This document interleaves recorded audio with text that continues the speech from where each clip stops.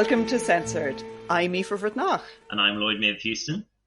And we're here for, well, it's a bit of a surprise. Lloyd doesn't really know what I'm going to spring on them. Yeah, this. I've just been told this is the Wildcard episode. So I am ready. I am eager, but currently in the dark. I did give you one little tiny piece of homework. I asked you one question that may have given away the whole show. I said, how did you feel about naming people who are charged in the criminal courts? And I didn't mean political crime or deliberately provocative to gain an attention and an audience crime. I just mean the bog standard stuff that 95% of the court is about. And I thought that might give away what I was going to talk about because I'm going a wee bit true crime today. I mean, look, we're two white people on a podcast. Of course, you're going to talk about fucking true crime at some point. I know. I feel like it's a part of myself I have to explore. So what did you think of my question? Well, I have conflicting impulses, as perhaps you do as well, right? Which is that as a historian or someone who goes into archives and wants to get as much out of them as possible, the more information, the better, to some extent. But only with the proviso that then presumably whoever accesses that information is considerate and ethical in how they deploy it. So, the listeners may or may not be familiar with this sort of the idea of the 100 years rule, where, you kind of don't name individuals unless you're sort of 100 years out from what you can identify as their date of birth under the presumption that they would then be deceased. So, yeah, I would say I am broadly in favor of preserving for the historical record as much information as can be, but in ways that are humane about their implications for individuals' reputations, I suppose, or identifiable. One could anonymize such records, perhaps. Yeah, I've been thinking about this on and off for a long time, actually, and I go back and forth. And in some ways, I think it's about the material you work with as well. People might want to find their relations appearing as significant historical actors when they are traditionally not those kinds of people. Of course, you can't predict what relations will like or dislike, but it is something that naming gives a certain power in the record back to people. However, there's then the 100-year rule. And I think a lot of the true crime industrial complex really doesn't. It just ignores the 100-year rule. The 100-second, is the body cold? Okay, yeah, let's go. Exactly. And so for this one, this particular crime, if you want to call it a crime, is from 1954. So I decided that's really quite recent in the context of, familial generations. These individuals are almost certainly dead a long time, but, we could still be talking about their kids are knocking around. Yeah, I decided to anonymize the defendants in this case. No, I mean, look, as someone who works on, among other things, the history of venereal disease sufferers, I'm used to it being humane to elide certain specific identifying details where necessary. No one needs to know Granny had the clap. No. And that she somehow appeared in the paper because she had the clap. I mean, wow, that's a whole other level of publicity. And in particular, in this case, in the original documents and in the press coverage, the defendants are all named, but the witnesses are anonymized, which is a really unusual thing to do in the Irish court system. And that's to protect their identities because this is such a scandalous crime. And so I thought, well, if the witnesses get to be Mr. O and Mr. B, then why should I give the full name, address, age, and occupation of all four people who were charged? It's just not fair. It's just so unequal. And it's in the Irish and the British system, we always name people when they're charged. So rather than waiting for them to be convicted, we put their names out there as a defendant. And I think that's not on, actually. It's just not on. Yes, so that's my decision. Thank you for agreeing with me, even though I was going to do it anyway. Look, I mean, as my presence on this podcast attests, I'm always happy to sanction your most questionable choices. Right, great. I can now turn the pages in all my defense points because I don't need them, which is great. I suppose, I just believe that naming the accused is kind of part of the punishment that our system uses. Not every system names the accused. In Germany, people are anonymized when they're charged and even after conviction. So I think our system is kind of using a lot of community sanction to, bring shame and disgrace on people by putting their names in the newspaper because they've appeared in the court. So that is why I've decided to anonymize them, as well as the fact of the 100-year rule. So, when you're watching the film in the cinema or indeed on the DVD/video, and the film censor's card comes up to tell you the certification. So in the film legislation, there's actually a piece of it that says, if you don't get anything censored, we will, charge you with a crime. So the flip side of, certification is that not certification is a criminal offence. As far as I can tell, nobody was ever charged with breaking the Film Censorship Act, right? However, that doesn't mean they didn't break the act. And also that they weren't caught. God love them. And yes, a kind of proviso, everything I'm going to talk about, it emerges from the police investigation and the court prosecution. I don't have a lot of sources that come at it from the non-state way at the moment. So just bear that in mind. On the 30th of September, 1954, Gardaí raided the home and workplace of a man I'm going to call William, not his real name. They found 32 films and a large number of other articles, as they call them. I suspect that these included visual and written material that the police considered indecent. So probably pornographic photographs, dodgy magazines, filthy publications. And this was the culmination of 6 weeks of constant surveillance of William. And there was even undercover operations by 2 detective inspectors. 1954 in Dublin, lads. Yeah, Jesus. Vice Squad. And it is Vice. So we'll talk about the films first. According to the evidence presented in the court, one of the people advertising the film shows of these 32 films described them as specially imported French can-can and striptease. French can-can. So that was the kind of the billing. Unfortunately, we don't know what they were. There's something very quaint about that being the filth.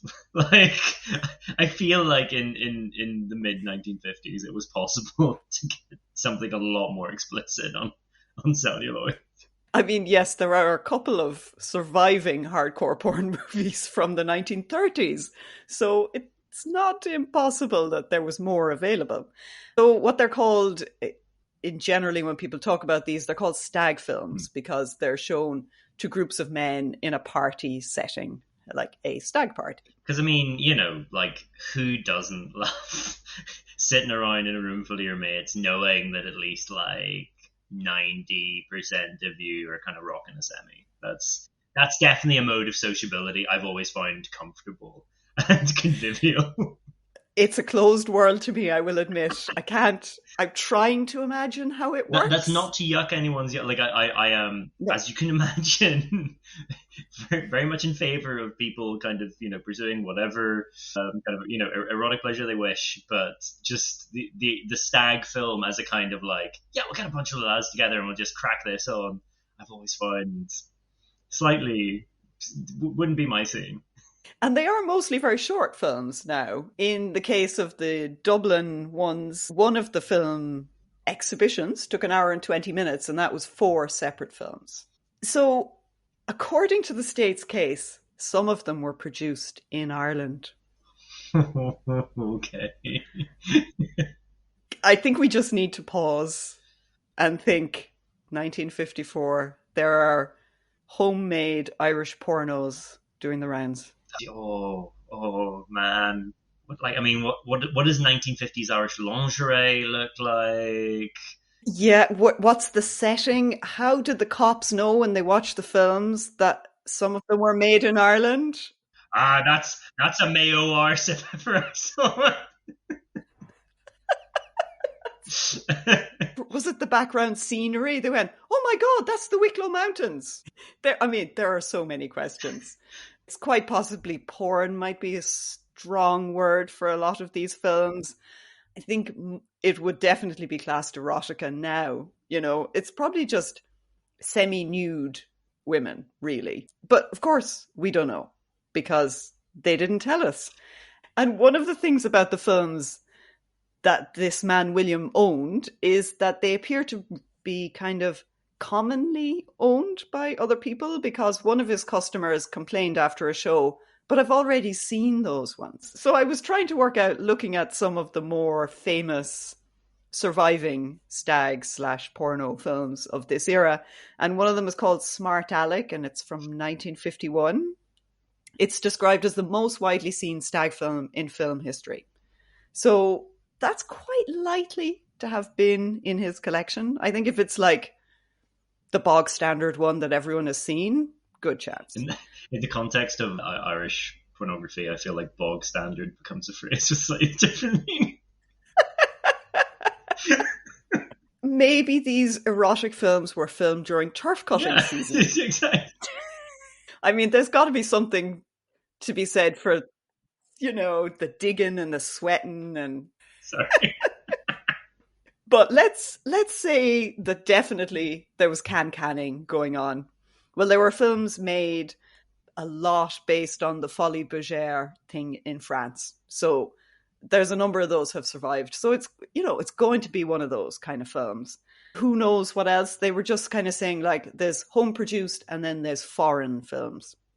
They're bound to be French looking because France is the home of smut. So we don't really know about the films other than what we can imagine, which is good fun. And then the other articles, which I think definitely included photographs. One of the customers, a Mr. B, he bought some photographs from William, and they were stills from the films that he also saw. That is what some of the photographs were. So William, after his arrest, he's charged with obscene libel, which, I don't know, have you come across obscene libel before? I have. I know it sort of like precedes in the UK, it sort of precedes the Obscene Publications Act as the sort of dominant mode under which certain kinds of cultural production were like criminalized. Yeah, it is. It's much older than censorship of publications. There's slanderous, blasphemous, and seditious. Yes. Yeah. And obscene. There are 4 different main libels. So when a person is charged with obscene libel, they are charged with distributing material with the intention to deprave and corrupt. And as you know, like, that appears in our censorship acts in the 20th century as well. And it's really about the effect on others. I think that's the important point. It's the potential corrupting effects of the material that you have produced or distributed. Because, of course, William didn't only just have his stash for himself. He wasn't just a collector. He was a distributor. He's showing it to people, and he's also renting it out. Men are borrowing films from him for 24 hours for a fee. You see, this begs the question. People have projectors. The people who are renting these films have their own projectors. It raises interesting questions about the affluence or, the kind of material conditions of the people who are borrowing his wares. I mean, these cannot be poor people. I mean, also there's the necessity for privacy there, right? You need a space. So you need a room onto the wall of which you could project something without it being overseen. Curtains for your window. Yeah. You're not going to be managing that in your teenage bedroom in your overcrowded tenement. Exactly. So yeah, he is charged with this obscene libel, but I don't know why he isn't charged with breaking the Censorship of Films Act. And under the 23 Act, if he had been charged by that, he could have been levied with a 50 quid fine. And I think the reason they didn't charge him under this act is because, that's not really a lot. There's no jail time. It's kind of, by the standards of breaking the law, it's a small misdemeanor, And obscene libel allows for much harsher sentencing. So I think that's why they chose obscene libel. we have William, the projectionist and the collector of the porn / erotica. And of course, you'd be wondering, like, how did people know William existed and was running dirty film shows? And that's where the circle widens, because there are 3 other people who are brought in and who kind of bring him punters. Ooh. And they are variously Annie, Jean, and Harry. Okay, so women as well as fellas. Yes, and they are all booksellers. Hey. Annie sells second-hand books, and Jean has 2 businesses, one of which is the books and the magazines, but that's only kind of a small thing. So these particular booksellers also appear to be dealing in and renting out a collection of very dodgy publications. And if your punter comes in and is willing to pay money to rent dirty pictures, there's a good chance he might also pay money to go watch a dirty movie. The sales pitch writes itself. It's like, what if you didn't even have to imagine this stuff? You know, they can just show you it now. So one witness went into these booksellers and he paid from 2 shillings to 5 shillings to borrow a dirty book. That's only to borrow. Have we run the sort of in today's money that would? Oh no, I haven't run that yet. What is it? I mean, I'm not saying I want to know the cost of a wank in 1954, but we are apparently in a position to kind of calculate that. So 5 shillings, according to measuringworth.com, in 1954 ranges from, in British sterling now we're talking, £7 to £31. Dear Lord. Okay. Yeah. It's a decent amount of money. And one of the things that really intrigued me is one of the types of material that they're borrowing from these people. It's described as typewritten books. So manuscript style books. It's not a proper book in that sense.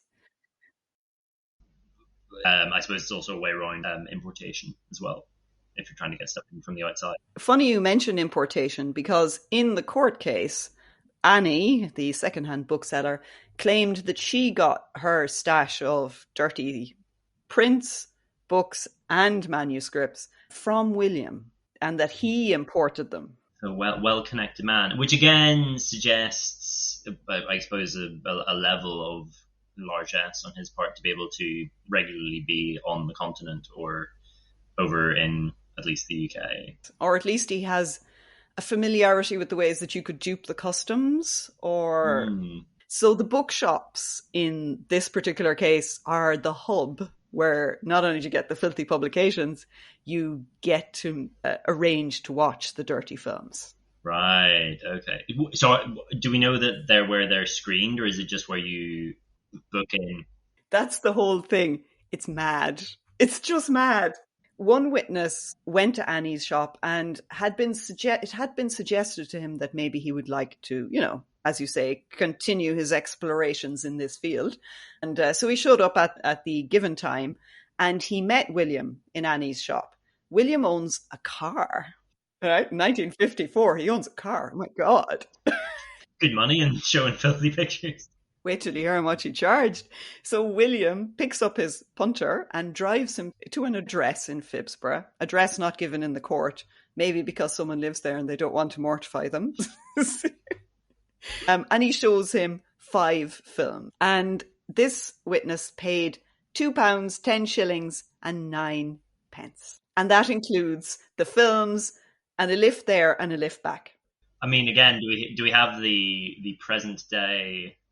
Well, that ranges from £72.45 to £320.80. My Lord. Like, say £100. Yeah, Jesus. No harm to the punters, but surely if one is seeking gratification, when you're getting into that price range, there are more tangible pleasures you could probably be accessing that don't involve getting a lift with some fella out to Phibsborough. possibly facilitate a slightly higher level of privacy. I know. I mean, they are watching this film in the company of William the Projectionist, but also there is at least 3 other people in the room with you as well. So there's like 4 men paying £2, 10 shillings, 9 pence each to watch films for an hour and a bit. It's sort of one thing, the anonymity of a full, cinema auditorium is not the same as a living room or basement or, loft or whatever this is. In one case, in the Harold's Cross, he had more than one location in which he showed his films. In Harold's Cross, it was a garage. I mean, what was the seating like? I have so many questions. Yeah. Jeez, yeah. Cracking one out on a kitchen chair in a garage. Yeah, so that man who was driven to Phibsborough then asked William could he borrow the films himself, and William was like, well, I'm actually going away on my holidays because it's August, so, I'll have to talk to you later. And they swapped phone numbers. They wrote each other's phone number down. I was just like, lads, did it not occur to you that this might be incriminating? Yeah, this is what we call inculpatory material. Extraordinary, just like the assurance with which they all believe that because of their unusual interest, that they are all protecting each other all the time. It's just fascinating. Now, someone must have squealed because the police managed to do 6 weeks of surveillance, so they got a rumor or a hint, something. Neighbor, or does someone get cold feet or something, Exactly. So yeah, this happened from Annie's shop and from Jean's shop and from Harry's shop. These are the 3 places. William, I don't know how he found the time, on the Friday nights and the Saturday nights, goes to the bookshops, collects the punters, drives them to garages and shows them films and earns money from it. So unfortunately, of course, the police do an undercover sting, and he also shows said films to 2 detective inspectors one night in the garage in Harold's Cross. Oh, William. Oh, William, you poor soul. Like I said, they're caught, they're arrested, and the trial opens. So they're arrested in October 1954, and the trial opens January 1955. But before that, on the time of their arrest and their initial charge, their names, addresses, ages, and everything are all published in the paper for their initial appearances. Because when you appear before the court at all, that's when your name is put out there. Ironically, a class of publication that the Censorship of Publications Act was kind of partly intended to prohibit, right? The sort of publishing of salacious criminal cases and divorce proceedings and so on. Exactly. This is the sort of scandalous material that apparently was a problem in the newspapers. This poring over the court reports to get any hint of what was going on. So when the trial rolls round in January 55, there's only 3 defendants in the court, Annie, Jean and Harry. William is no longer there. And it turns out William, the man who's blamed and whose everything is attributed to him, really, he's not present because he was declared insane and unfit to plead 2 weeks earlier. Okay, wow. Now, this is where it gets really horribly dark and, big content warnings for self-harm, mental illness. Okay, because, I was going to ask, are we talking something that we would still construe as mental illness, or are we talking kind of pleading perversion or, erotomania? So it's not that, it's genuinely not well. No, the poor man. As a result of the prosecution, do we think, or? Well, this is it. It's difficult to know. The guards claim when they arrest him initially that he seems perfectly fine. And he is held in remand. And then there are various times when you come before the court. It's more than once. You kind of go in and out a few times. And at one of these hearings, this is the preliminary hearings in December 1954, they actually show some of the films in court, believe it or not. They cleared the court, Lloyd, you'd be glad to know. Like, yeah, the public were spared. But so they're showing some of the films in court as part of the arraignment of these people. And the proceedings are interrupted because William had cut his wrist with a piece of glass. Oh, God. Yeah, during the proceeding. He is under more close supervision in Mountjoy, but he actually succeeds in severing an artery some weeks later, and he is then sent to the mental hospital in Dublin, which is called Grange Gorman. As a result of this turn of events, they actually empanel a jury specifically to work out, is he fit to plead? You know, is he really sick, or is he, as they used to say, malingering, which is just putting it on, really? Yeah. So it's a formal judicial process that means that he can be exempted from trial, you see. Mm. So they bring in medical experts, they bring in a number of doctors. And this is where it got even fucking madder. It turns out they gave him pentothal, a truth drug. Jesus Christ. The fuck? Yeah, like CIA interrogation stuff. Yeah. Yeah. What? I mean... Holy shit. Was all the rest of it not enough? Like, he's trying to take his own life. They describe his demeanor as that he's not really communicating. He's not looking at people. He seems to be extremely distressed. No, it's almost as if he's facing a very public process of shaming and stigmatization for a relatively benign set of sexual behaviors. Yeah. Who'd have thought that the prospect of your life as you'd lived it being brought to an end, potentially through criminal detention, would potentially negatively impact your mental health? But no, it's malingering, clearly. That is madness. That is so profoundly unethical. Like, so they give this man a drug because he seems to be suffering from delusions, right? As in, their examination of him before the drug was that he might have delusions. So in order to prove that these delusions were real rather than made up, they give him a truth drug. I don't understand this either. This is a whole sphere of medical history that... Yeah, like nothing clarifies whether someone is undergoing a state of psychosis, like giving them a psychoactive substance. That's clearly how you clarify that. In their opinion, he was, yes, properly sick. Like, his delusions were the same under the drug as they are not taking the drug. I mean, in my limited understanding of sort of in pentothal, it's principally kind of like disinhibiting, and the idea is that it would make it impossible to kind of keep your story straight. But yeah, I mean, well, thank God the Irish state went to such lengths to... Yes, to make sure that this man was definitely not fit to plead. And it's reported extensively in the papers, not just that he's been given the drug, but the sort of manifestations of his illness. He said he seems to have been holding conversations and seeing a man who died in an accident where he was trying to help him and he didn't succeed in helping him. And he seems to have been tortured by his failure.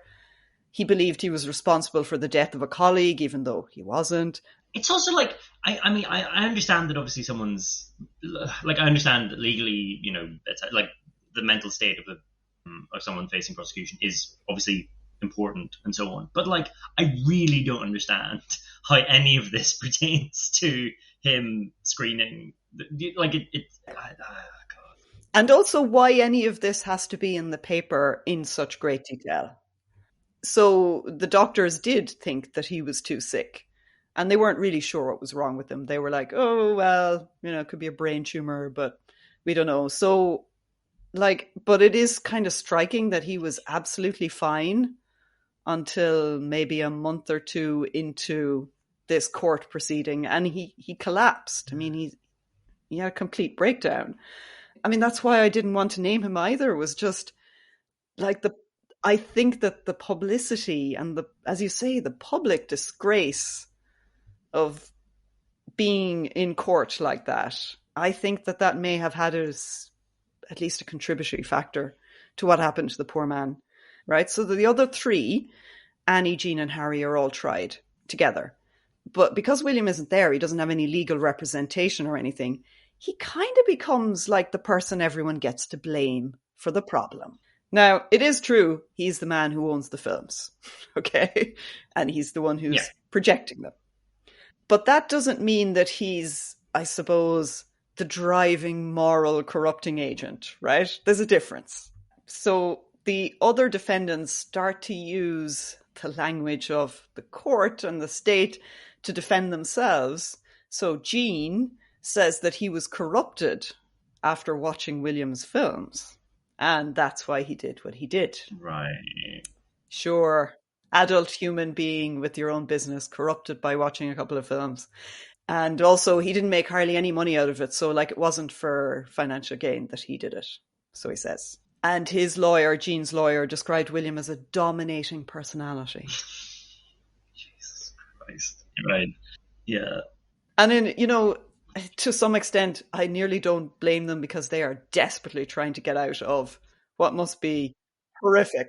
Yeah, the whole thing is a mess. But yeah, I mean, it's, as you say, it's very telling how this is an instance of the criminal justice system providing its own kind of odd fusion of like moralistic and psychopathological language to script what it thinks crime is and how it occurs and the ways in which people are sort of press ganged or you know, obliged to sort of avail themselves of that script in order to attempt to protect themselves.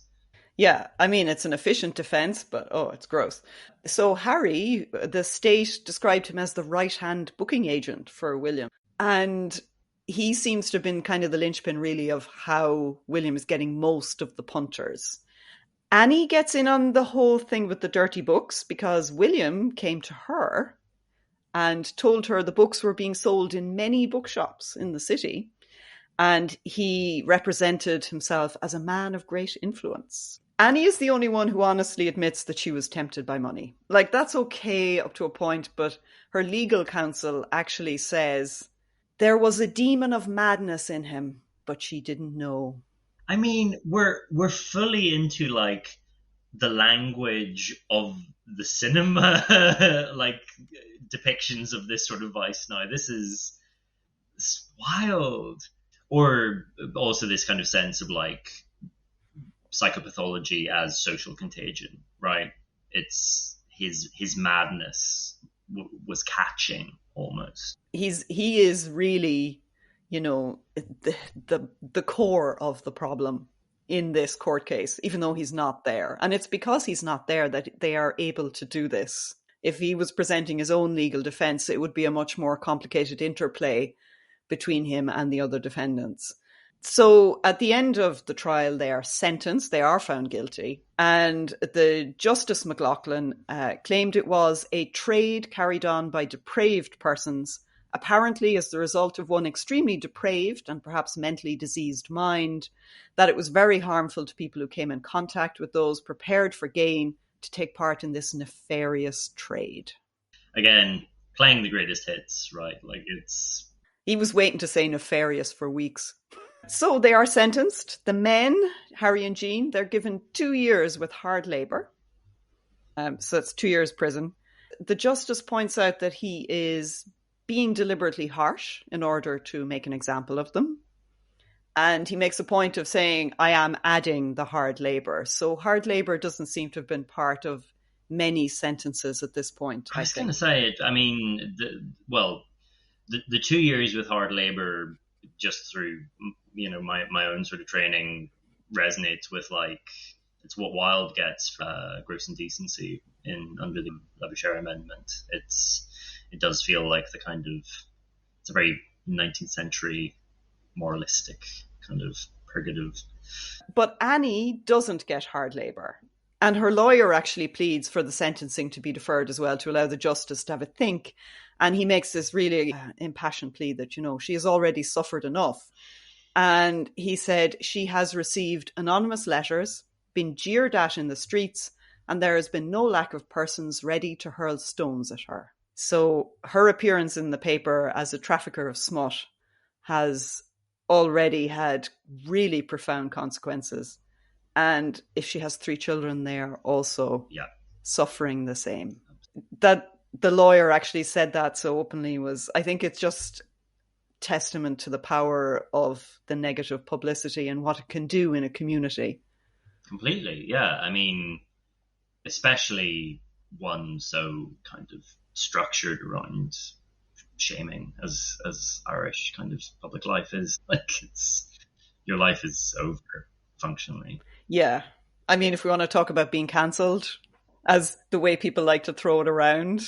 Yeah, weirdly, Annie wasn't given a, column in a major tabloid to talk about how she's been silenced. And no, I mean, she was very effectively silenced because I can't find out anything about her since, or any of them.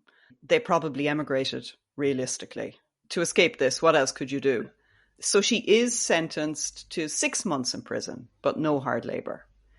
That's the end of the obscene libel case that it did grip the nation. It was in every newspaper. Every national newspaper covered this. And it seems, as far as I can tell, until the 90s, it's the major prosecution of people for distributing films that are sexy, porny, dodgy in some way. I mean, and on a wider question, I did think, should I really tell it at all, almost? Like, because I have a lot of ethical issues with true crime, as you know. Well, I think in this instance, the villain here, or the kind of the thing that we're getting the kind of juice from, as it were, is the exorbitance of the state's kind of cruelty in criminalizing this, right? It's not the sort of, and then he held the knife to her throat. You know, it's that's not the hook here, I suppose. As much as we, I suppose, discuss censorship in terms of its small-mindedness or its kind of capacity to constrain expression and, kind of reduce life to a sort of monochrome narrowness. This is an example of how, it also just actively can ruin people's lives, in a very tangible way. And also, like, part of the reason I wanted to tell it is it seems to suggest that there is the existence of this underground film community of people who are swapping or dealing or trading dirty pictures or uncertified. I mean, we don't really know what these pictures are, but they are certainly subterranean in a very real sense. And that these people exist in a kind of a community. How long have they been doing this? I mean, and that there are Irish people obviously making erotic film. Like, yeah, clearly there is a kind of network of like production and distribution and importation, and it's, wild. And what I really want to know, right? So they cleared the court to show some films in the preliminary hearings, but during the main trial, they set up a special room in the Central Criminal Court to show the films, all of them, to the jury, court officials, and the witnesses and the defendants. So what I really want to know is, do you think anyone in the room had already seen any of those films? Boring. I've seen this. My God. At the very least, we find something that is somehow slightly more awkward to imagine as a viewing experience than watching a film in the garage with 4 other fellas. Anyway, I think we should stop there now, because we've gone far enough down the imaginative road. Thank you for this. It has been quite something. But it has lived up to its Wildcard billing.